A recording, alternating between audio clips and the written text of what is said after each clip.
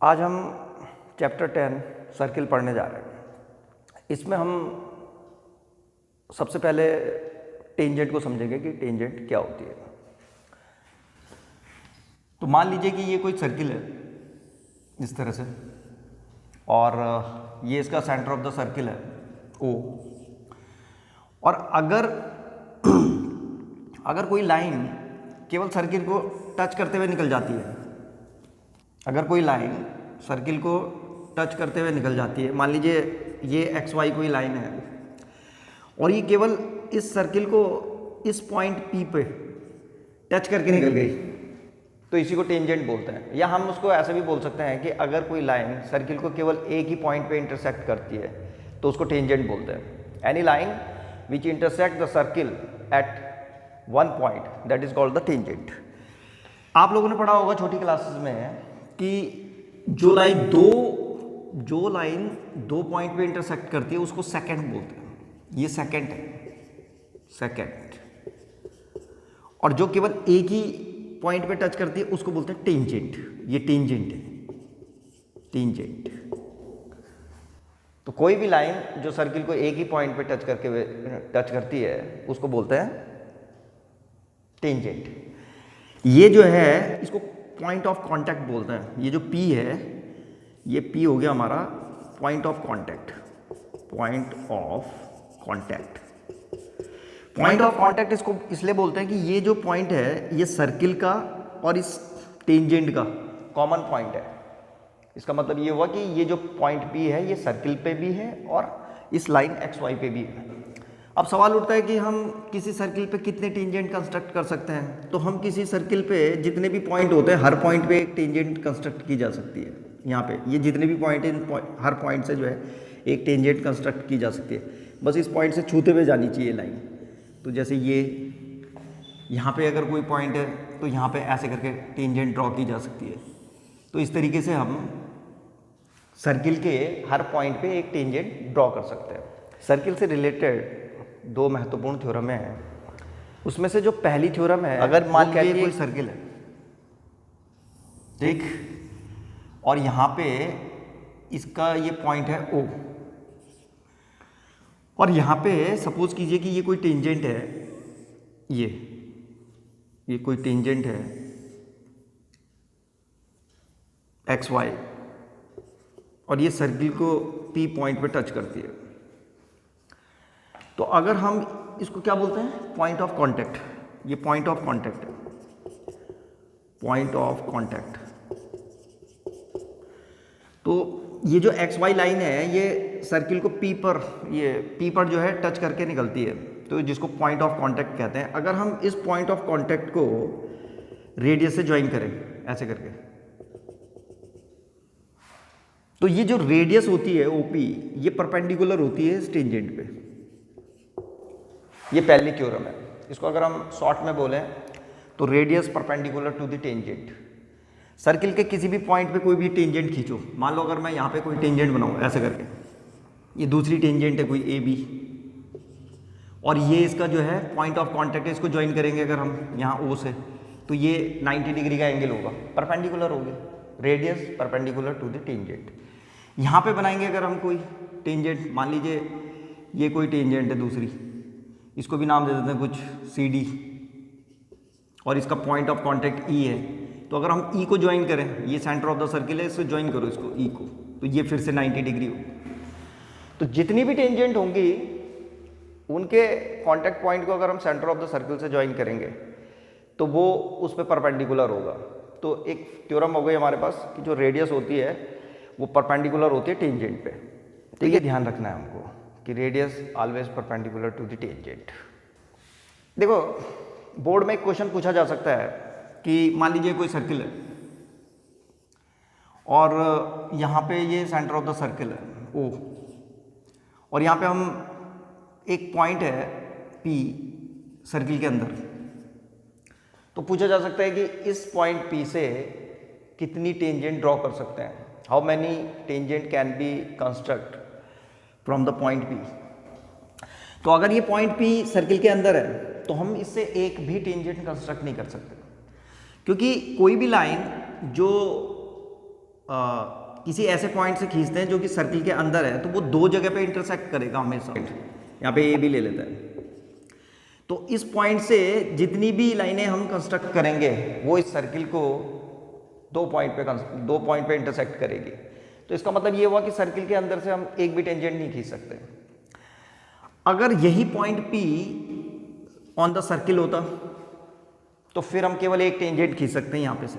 ये इसी पॉइंट, इस पॉइंट से भी केवल एक ही टेंजेंट जा सकती है। We can draw only one tangent from the point that is on the circle. तो अगर ये इस P पॉइंट जो है अगर सर्किल पे होता तो हम केवल एक लाइन ड्रॉ कर सकते हैं। और अगर मान लीजिए कि कोई यही वाला पॉइंट अगर बाहर होता P यहाँ पे, तो अब हम यहाँ से जो है 1 और 2 टेंजेंट्स, थोड़ा ऐसे करके यहाँ पे T1 और ये T2, तो दो टेंजेंट कंस्ट्रक्ट की जा सकती है एक्सटर्नल पॉइंट से। तो हमें याद रखना है कि अगर पॉइंट सर्किल के अंदर है तो एक भी टेंजेंट नहीं खींच सकते, अगर सर्किल पे है तो एक टेंजेंट खींची जा सकती है, और अगर सर्किल के बाहर है तो हम दो टेंजेंट खींच सकते हैं, 0, 1, 2। अब इसी से रिलेटेड एक थ्योरम है, अभी हमने पढ़ा है कि from the external points we can draw the 2 tangents. और एक थ्योरम इसी से रिलेटेड है कि जो एक्सटर्नल पॉइंट से जो टेंजेंट खींची जाती हैं उनकी जो लेंथ होती है वो इक्वल होती है। The length of the tangent drawn from an external point to a circle are equal. यानी कि मान लीजिए फिर से ये कोई सर्किल है और ये इसका सेंटर ऑफ द सर्किल है ये, और यहाँ पे कोई एक्सटर्नल पॉइंट है P, और इस P पॉइंट से हमने दो टेंजेंट कंस्ट्रक्ट कर रखी हैं, ये PQ और PR। और अब हमें प्रूव करना है, टू प्रूव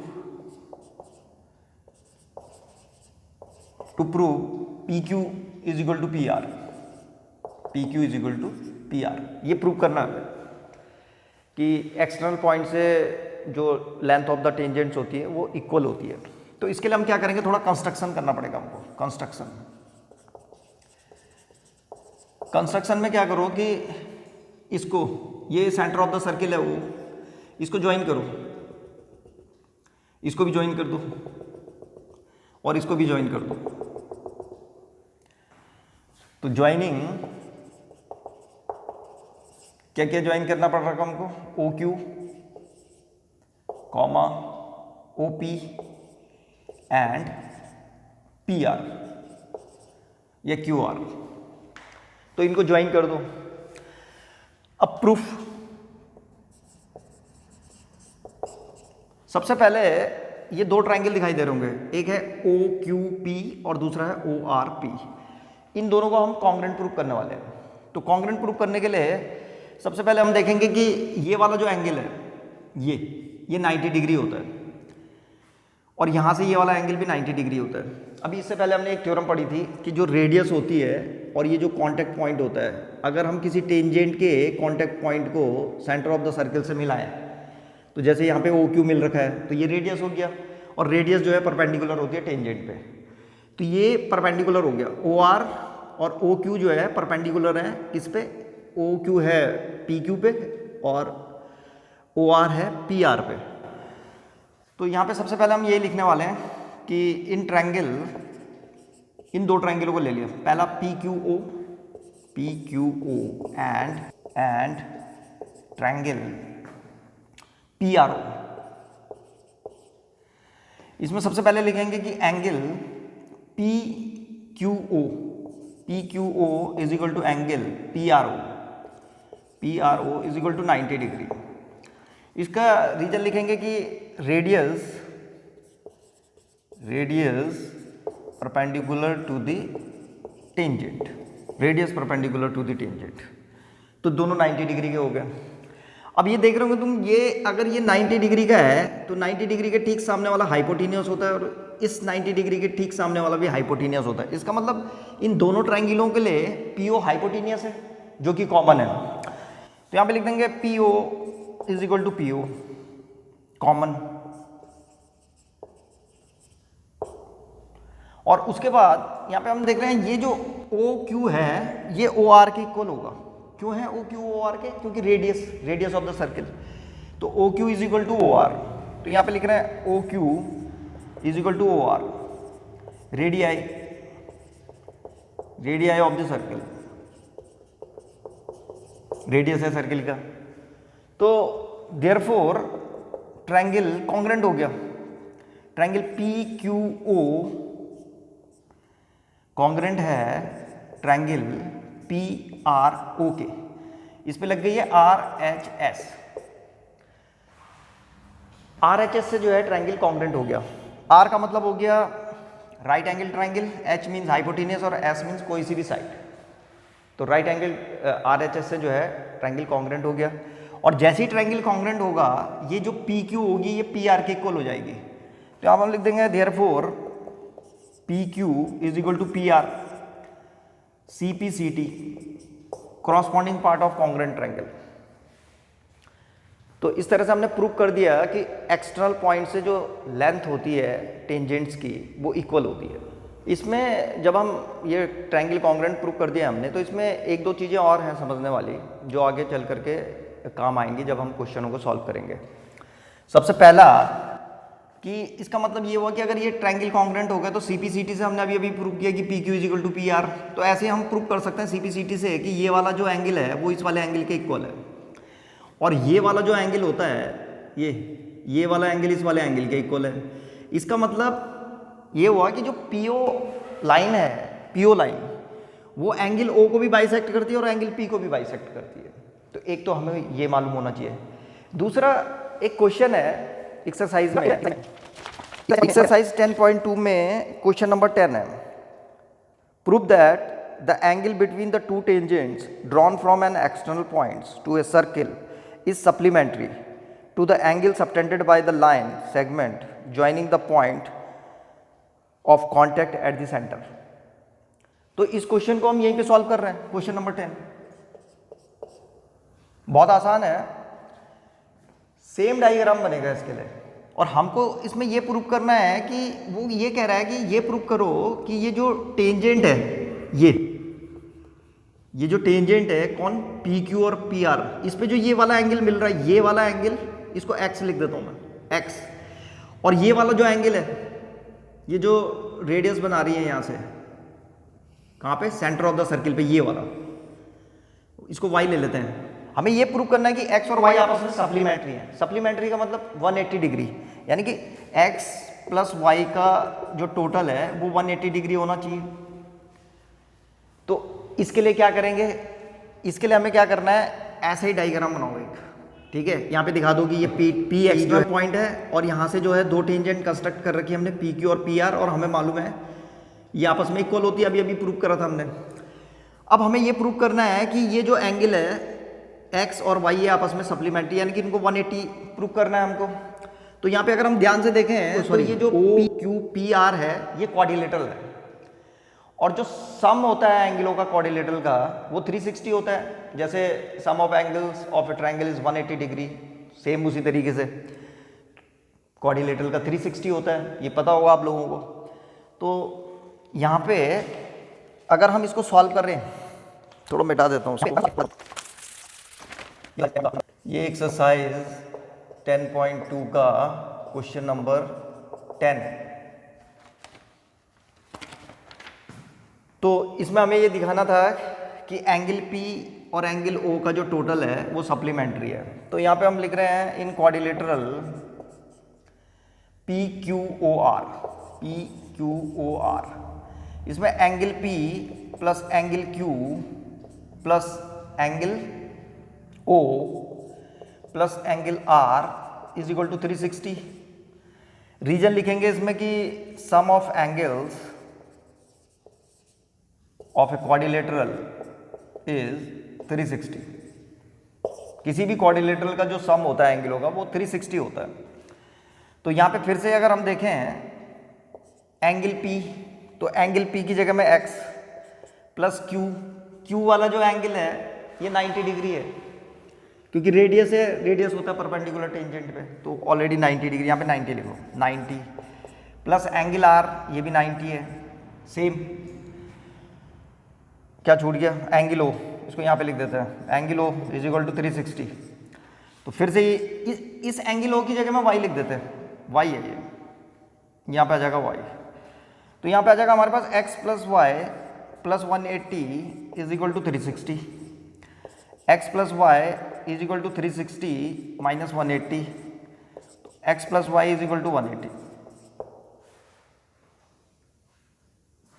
तो प्रूव हो गया कि ये वाला एंगल और ये वाला एंगल आपस में सप्लीमेंट्री है। तो ये क्वेश्चन नंबर 10 था, इसको भी यहाँ पे सॉल्व कर सकते हैं हम। अब एक्सरसाइज 10.3 स्टार्ट कर रहे हैं और इसमें 13 क्वेश्चन है, और ये मान के चलिए कि कम से कम एक क्वेश्चन आने की पूरी पॉसिबिलिटी होती है बोर्ड के पेपर में आने की, क्योंकि इनके पास ज़्यादा कुछ है नहीं देने के लिए सर्किल पे। 10.1 और 10.2 दो ही एक्सरसाइज हैं, तो एक क्वेश्चन जरूर आएगा 4 मार्क्स का या 3 मार्क्स का। तो 13 क्वेश्चन है, अगर आप इनको सॉल्व करना सीख लोगे तो ऐसा मान के चलिए कि 4 नंबर पक्के हो गए आपके। तो शुरू करते हैं एक्सरसाइज 10.2। 10.2 का question number 1, from a point Q the length of the tangents to a circle is 24 centimetre and distance of Q from the centre is 25 centimetre. तो रेडियस ऑफ द सर्किल निकालना है। तो मान लीजिए ये कोई सर्किल है ऐसे करके, और यहाँ पे कोई बाहर पॉइंट Q है और यहाँ पे ये centre of the circle O है। तो एक तो पहले इन दोनों का डिस्टेंस दे रखा है इसने, OQ, ये 25 सेंटीमीटर है, और यहाँ पे एक टेंजेंट कंस्ट्रक्ट कर रखी है Q पॉइंट से। मान लीजिए ये T है, मान लीजिए ये QT है। तो हमको ये रेडियस निकालना है, और ये भी दे रखा है इसने 24 है ये। तो हमें मालूम है कि radius perpendicular to the tangent, तो इस रेडियस को निकालने के लिए मान लीजिए R है रेडियस, तो पाइथागोरस थ्योरम लग जाएगी। पाइथागोरस थ्योरम है कि जो हाइपोटेनियस का स्क्वायर होता है वो बची हुई दो साइडों के स्क्वायर के सम के इक्वल होता है। तो बाय पाइथागोरस 90 डिग्री के ठीक सामने वाला हाइपोटेनियस होता है, तो हाइपोटेनियस का स्क्वायर यानी कि OQ का square is equal to QT का स्क्वायर प्लस OT का स्क्वायर, बची हुई दो साइडों के स्क्वायर के सम के इक्वल होता है ये। तो यहाँ पे आ जाएगा 25 का square is equal to QT की जगह में आ जाएगा 24 का स्क्वायर, और OT की जगह में आ जाएगा R स्क्वायर, और यही निकालना है हमको। तो इसको लिखेंगे R square is equal to, इसको इधर भेजो, 25 का स्क्वायर माइनस 24 का स्क्वायर, ऐसे करके। और यहाँ पे तुम लोगों ने फॉर्मूला पढ़ रखा होगा, A square minus B square वाला लगा दिया, इसमें जल्दी हो जाएगा। एक बार प्लस और एक बार माइनस, 25 प्लस 24 और 25 माइनस 24। तो 25 प्लस 24 ये होता है 49, और मल्टीप्लाइड बाई 1 यानी कि 49 आ गया। ठीक है, इसमें ये वाला फॉर्मूला यूज कर रखा हमने, A square minus B square वाला। इसको एक बार प्लस और एक बार माइनस लिख सकते हैं, A plus B, A minus B। तो ये 49 आ गया, R square is equal to, तो R is equal to under root 49 यानी कि 7, तो 7 सेंटीमीटर। तो इसका रेडियस आ गया 7 सेंटीमीटर, और इसका है ऑप्शन नंबर A। उसके बाद नेक्स्ट क्वेश्चन है जो उस 10.2 का क्वेश्चन नंबर 2।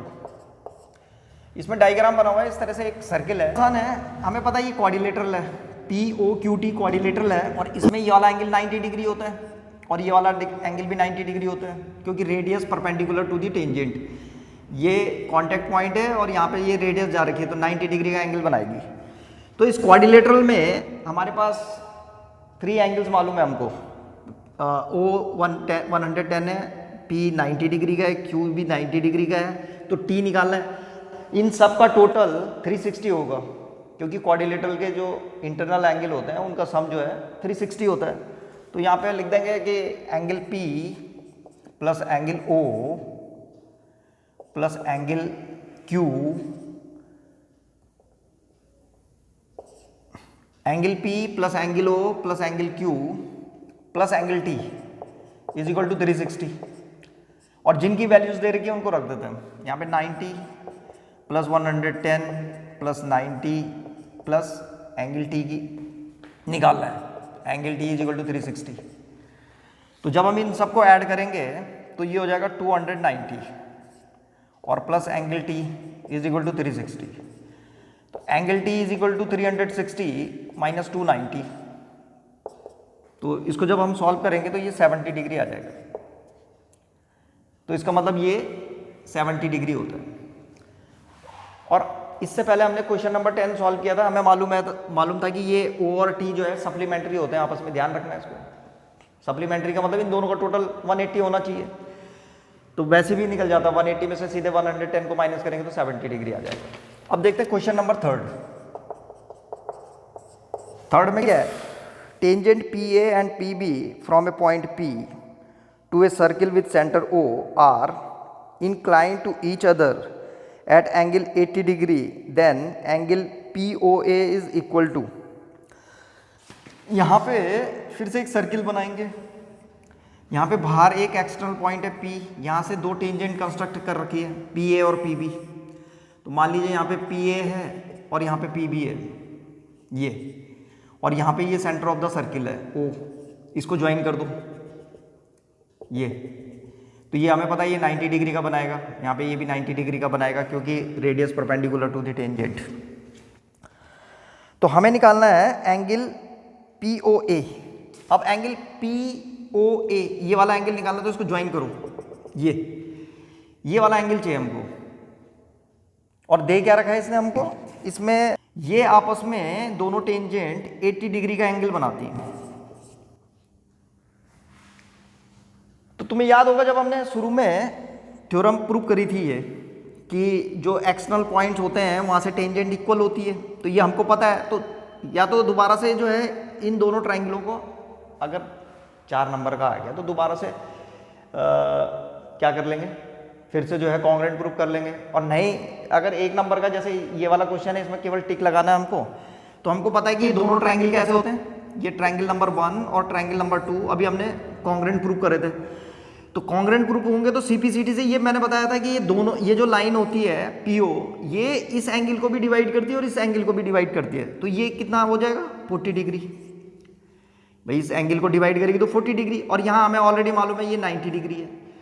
तो अब ये वाला एंगल निकालना है, तो इसको x ले लो, और इन तीनों का टोटल 40, 90 और x का 180 होना चाहिए, क्योंकि ट्राइंगल के जो इंटरनल एंगल होते हैं उनका सम जो है 180 होता है। तो इसका मतलब ये हुआ कि 40 plus 90 plus x is equal to 180। तो 40 प्लस 90 को ऐड करेंगे तो 130, 130 plus x is equal to 180, x is equal to 180 minus 130, तो 50 डिग्री। तो इसका मतलब ये वाला जो एंगल है वो 50 डिग्री को होगा। तो इसका आंसर है ऑप्शन नंबर A। तो A बिल्कुल सही आंसर है, POA की वैल्यू 50 डिग्री होगी। तो ये क्वेश्चन नंबर 3 था।